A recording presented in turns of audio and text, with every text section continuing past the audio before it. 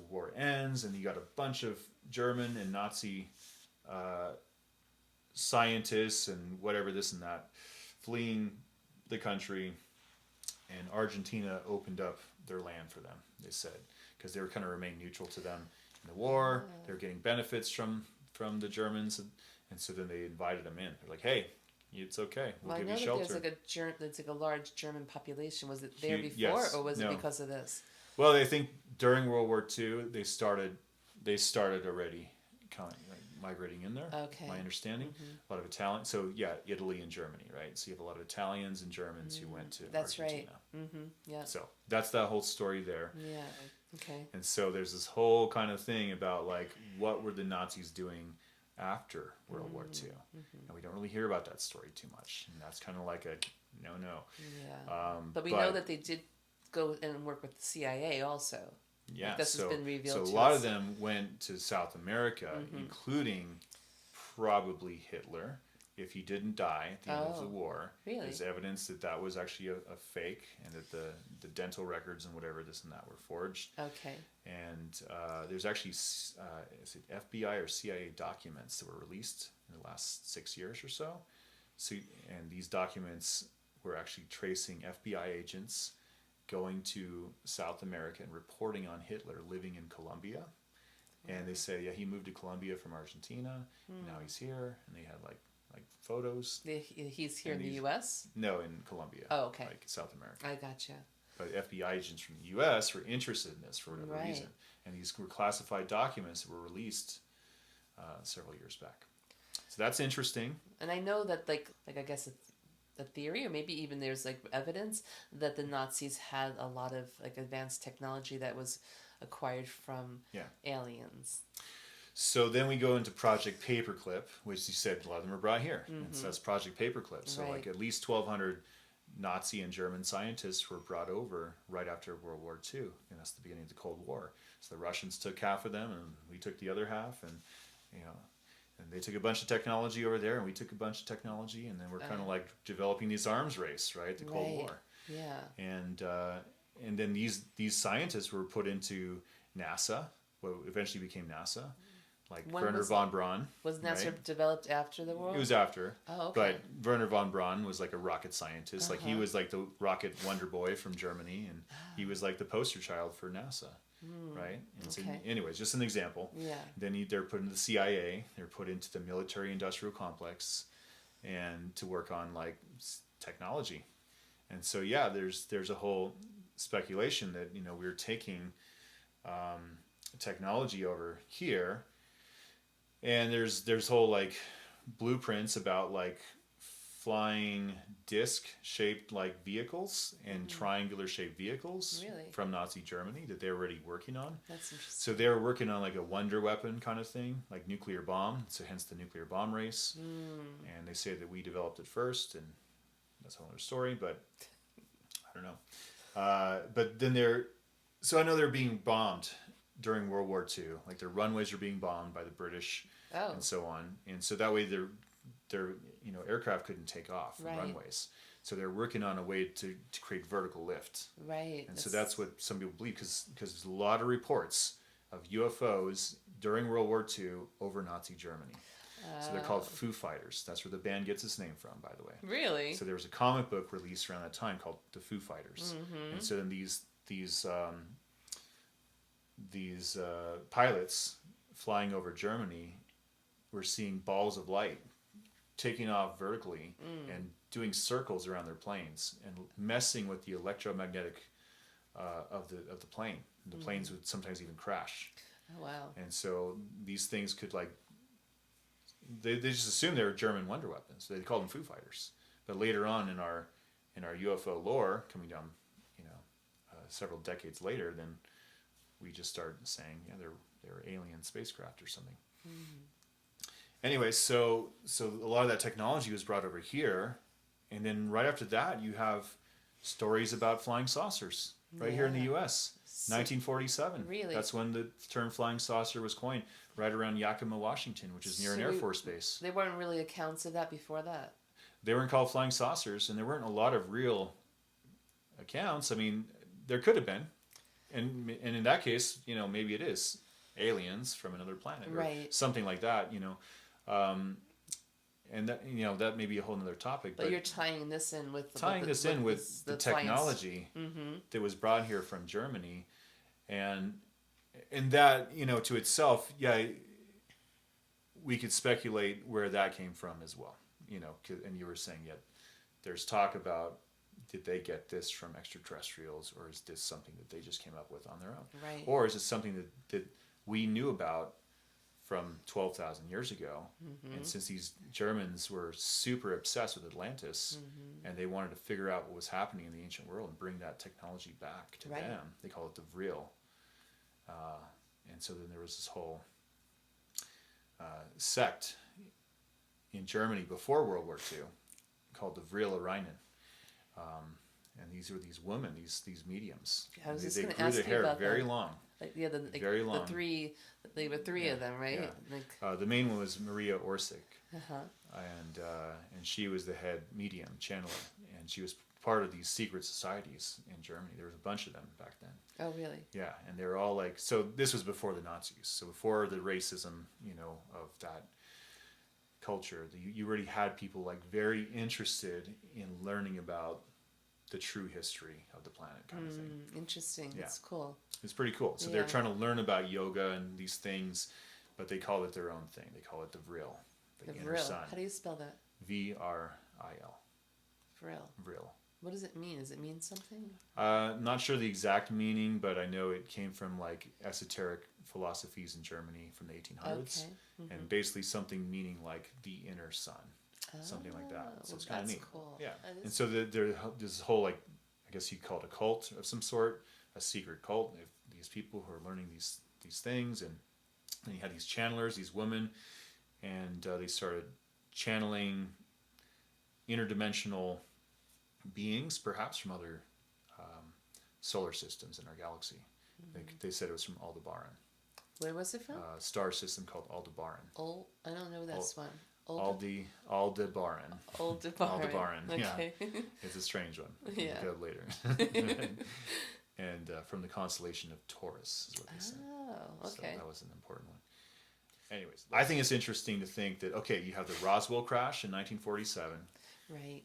And then so you have, and where is that? White Sands, New Mexico, right by this Air Force base where a bunch of these German scientists are brought to work on secret technology, right? And then you're going to have this cover story about a hot air balloon and this and that, or a weather balloon, and then after that, what's the other story we can concur? People think it's from outer space. Well, let's just go with that one, because at least it's not saying that we have really important technology. Of course these were aliens who crashed down from some other place, and we have their bodies and this and that, and it may have just been some Nazi technology experiments happening, and you don't want the common public knowing that you're working with Nazis. Right. It's an interesting theory. Yeah. It's an interesting theory. It is, because I know people who actually. I met a man. His name was Chief Golden Eagle. Do you know who he is? I think I've know him. Yeah. He's no longer with us. Okay. He passed, but he was commissioned with some other people to work for NASA to go and look at this ship. He said that there were not one ship, but there were three, and actually that's the symbols on my arm come from that ship, because there were 11. There were 11 symbols that came from those ships that were all similar, because apparently they came from different star systems. There were 11 symbols that they all had in common. And then he and his grandmother actually channeled the meanings of those symbols. Wow. So I don't know. That's really cool. He says he was actually there and he saw them. That's really neat. Yeah. There's got to be more to the story, that's for sure. Yeah. This is just from a very grounded perspective. It's all, It's sure. There's always many perspectives. It's really cool. But yeah, those symbols were definitely found in the craft, and I remember many accounts of people drawing them out and writing them down and going, what is that? But I'll just kind of go through a little timeline though of interesting things that might correlate it to this, say, time period during World War II. This breakaway civilization, perhaps. So then you have accounts in the 1950s. It's this huge wave of saucer sightings, flying saucers. Then all the movies come out in the 1950s. All they came from outer space. They came, whatever. All these classic 1950s sci-fis. And you got to think, okay, that's around when what's this CIA programs, Mockingbird, right? Yeah. Where they infiltrate the media and Hollywood, and then they put out a lot of things about what they want us to think, what they want us to believe. Right. They want us to think they come from outer space. Yes. They want us to think they come from some other planet, when maybe they're actually doing a lot of hard work to go, okay, we got to test out these flying saucers here that we came from Germany, and It could also be a good cover for when these testings, these people were being abducted by aliens and had these accounts. So that could also be a good cover that the aliens are doing it, not them. Because that would be illegal and strange and creepy. Yes. And it is. And it is. Yeah. It's on that note, so you have an evolution. And first of all, you have hubcaps, flying hubcaps. I'm joking, but that's what the flying saucers kind of looked like in the 1950s. They did, yeah. And flying hubcaps. Maybe two of them put together. Yeah, you put together here and then nuts and bolts. Yeah. And then you're going to go into the 1960s and you're going to still have some nuts and bolts things going on, but they're a little more streamlined now. And in the 1970s, you're going to have even more stuff. And then by the 1980s, 90s, etc., all of a sudden, you're going to have these more advanced looking flying saucers and UFOs that are being reported, suggesting that, well, maybe there's an evolution in the last several decades from advanced man-made technology. Okay, man-made technology. Because I'm like, are they really advanced civilization? These advanced civilizations it's 40 years they just get better every decade. Look, they're flying to this planet, and now they're in these light bulb things, and anyways. Okay, so you have that progression, but then you have a progression of alien accounts and alien abduction and whatever this and that. So in the 1950s, you have these early accounts of humans, basically. Now, back then, when people they call them contactees. They weren't getting abducted yet.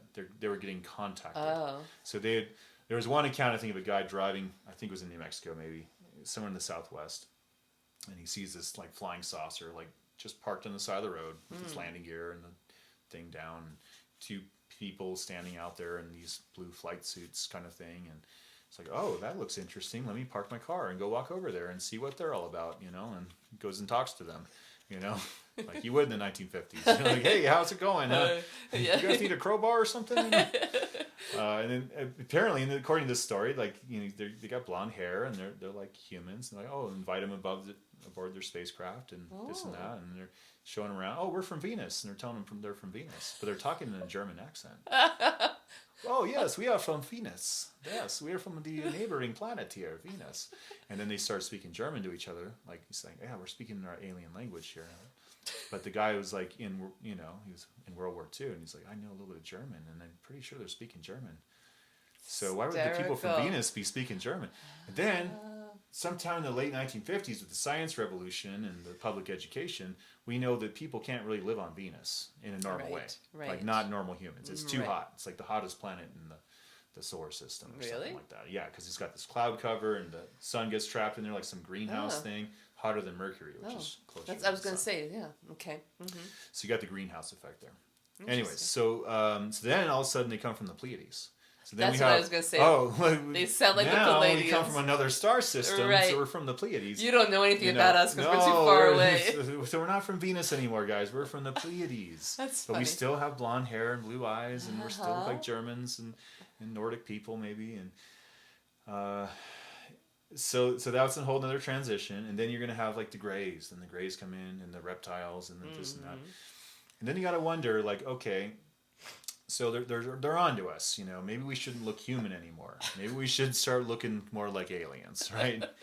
So then you got to wonder what kind of experiments were passed on, and speaking of hybridizations and DNA and splicing DNA. So when people depicted Greys, oftentimes they're depicted almost more like machines than humans, or humanoid. They're humanoid, but are they? People speculate quite often, are they androids? Are they actually real biological creatures? Or is this something that's created in a lab, like an android, like a biological outfit of some sort, Right. but it's actually like a computer or a machine, Oh. because oftentimes people would report them like moving in lockstep.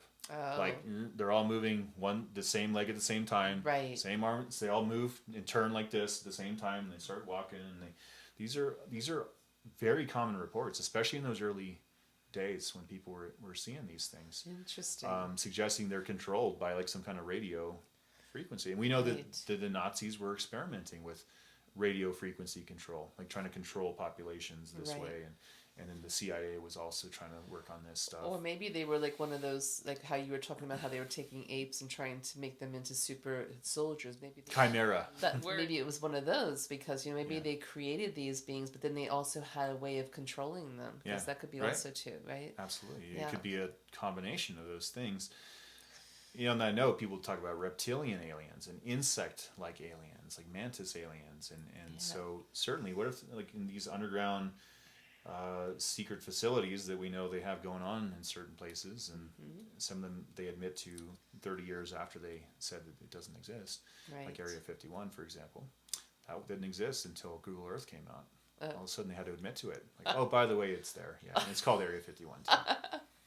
That's Anyways, great. I love that. Yes. That's so fun. So what if in these underground or mountain laboratories, they're working on these experiments outside the public eye, and you got human DNA and reptile DNA, and you're going to splice it together, and you're going to create some kind of super soldier, some kind of reptilian alien. Then you're going to put it on one of your German technology crafts. You're going to call it a UFO, and you're going to have an alien abduction. And you're going to say, yeah, I got abducted by reptiles, Right. and they did terrible things to me.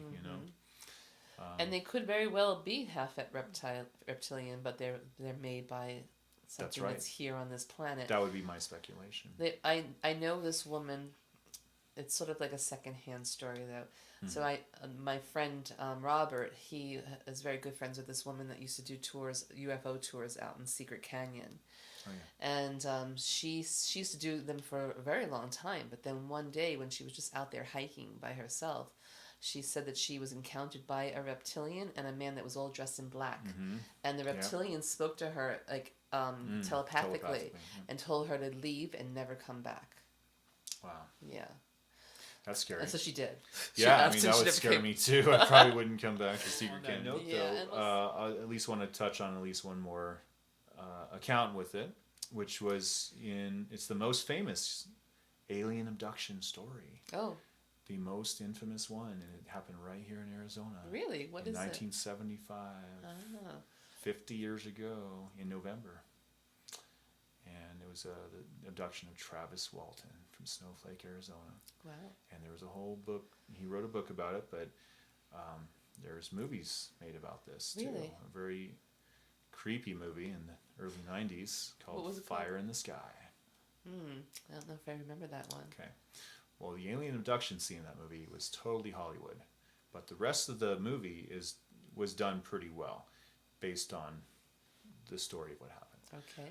I'll try to keep it brief, but it was these loggers from Snowflake, Arizona, and they're contract loggers, and they're cutting down trees for wildfire season or whatever it was, and they're out there near Heber, in the big ponderosa forest up there, and they get off work, and looks like there was a fire above the trees, so they drive up in the forest roads and along the rim here, and they see this giant, this flying saucer thing kind of floating above the trees. Wow.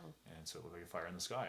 That's pretty amazing to see that. Could you imagine just being out there in the forest? Right. And so they're in this old pickup truck, and it's 1975, and I think there's like 6 or 7 of them all together. Okay. And they're all crammed in this truck. In one truck? One truck. Maybe they were out in the back on the flatbed. I think they're all in the truck. Inside the truck, okay. Yeah, pretty sure. I've studied this story quite a bit back in the day. I met Travis Walton too, by the way, here in Sedona. Uh-huh. Anyway, so Travis gets out of the truck, and he's like trying to show off in front of his friends. He's 22 years old at the time. He's whatever, show off, and his friends are like, "No, get in the truck, and it's gonna get you." And this beam shoots out of the bottom of the ship and blasts him right in the chest. Whoa. Flies back 15, 20 feet or so, according to the eyewitnesses there. They all saw it happen. They freak out, like, "It killed him, it killed him." As they drive off. They left him there? They left him there because they thought they were going to kill too. Like, stupid Travis, come on. Don't get us all killed. And then they felt bad. So they come back around. And by the time they come back around, it's gone. UFO's gone. Travis is gone. Travis is gone. He's gone. Wow. So they go to like Holbrook or somewhere and they report this and they're all like freaked out because they're not going to believe us. And sure enough, they don't believe them. They're like, yeah, okay, let's go look for your friend who got taken by a spaceship, and they can't find him. They're like, you guys are covering up for a murder. You guys murdered your friend, didn't you? And so for the next 5 days, Travis is gone. And these guys are like they're trying to look for him. They can't find him. And they have to like take lie detector tests and stuff. And all of them passed except for one because he was kind of an angry dude and he didn't like Travis, I guess, too much.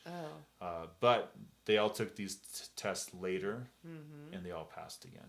Interesting. Which is interesting. Yeah. Then 5 days later, Travis shows up on the side of the road in Heber, Arizona, and calls his brother and goes to a phone booth and calls his brother and picks him up and he's freaked out. He's all traumatized. And basically, long story short, he only remembers about 20 minutes of the encounter.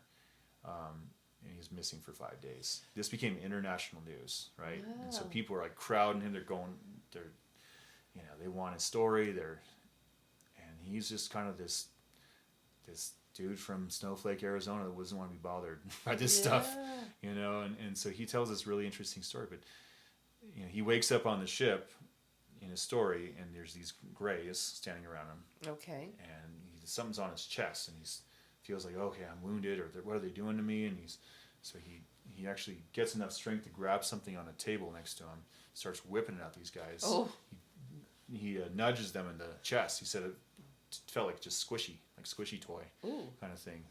And like they all just kind of bounce into each other, and then they just kind of in lockstep just turn and go away like robots. Wow. And then so he's like freaking out and running around the room, and then he goes outside the room and it's this kind of like this circular hallway. So he's obviously in the spaceship going around the circle or something.